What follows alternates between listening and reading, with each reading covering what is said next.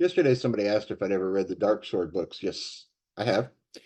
These are not my original copies. Those wandered off somewhere years ago, but I got these again from Margaret Weis's website. She's nice enough to sign everything that you order from her website. Really appreciate that. These books are kind of interesting also to me. There's four of them. There were originally only three. The fourth one came years later. But it's about a fighter, a human born without magic in a world where magic is everywhere.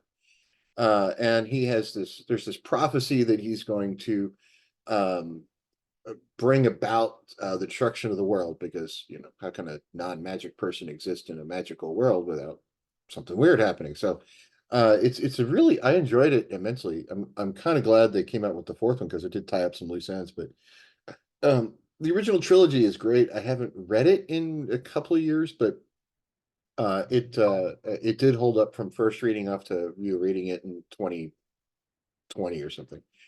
But it was great. I read it first in the 80s and again, not that many years ago.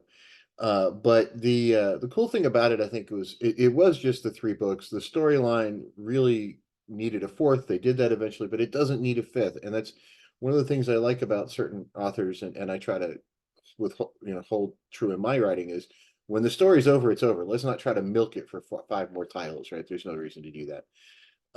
But the other thing about it that I'm not sure is all that widely known is somewhere in the late 80s, it was actually an RPG called Darksword Adventures that came out that paralleled the books. I've never played it. I don't think I've even ever actually seen it, but I have heard about it, but I've never actually held a copy. But it's a great series of books. Again, Margaret Weis, Tracy Hickman, when they work together, fantastic fantasy results. I don't think I've ever read anything they worked on jointly that missed a mark. It's always been pretty good. I haven't read everything they wrote together, but the ones I have read have held up very well. So if you haven't seen these, you haven't read them, I highly recommend at least the first one. Forging the Dark Sword, because you'll kind of get introduced to this world where magic is common and non-magic is weird, right? So it's kind of a different take on the fantasy world where you got a lot of non-magical people and then these weird magic guys on the side. It sort of flips that script. So try it, enjoy it. Let me know what you think of it. If you have read it, let me know what you think of it. And everybody have a great day. Click like and subscribe.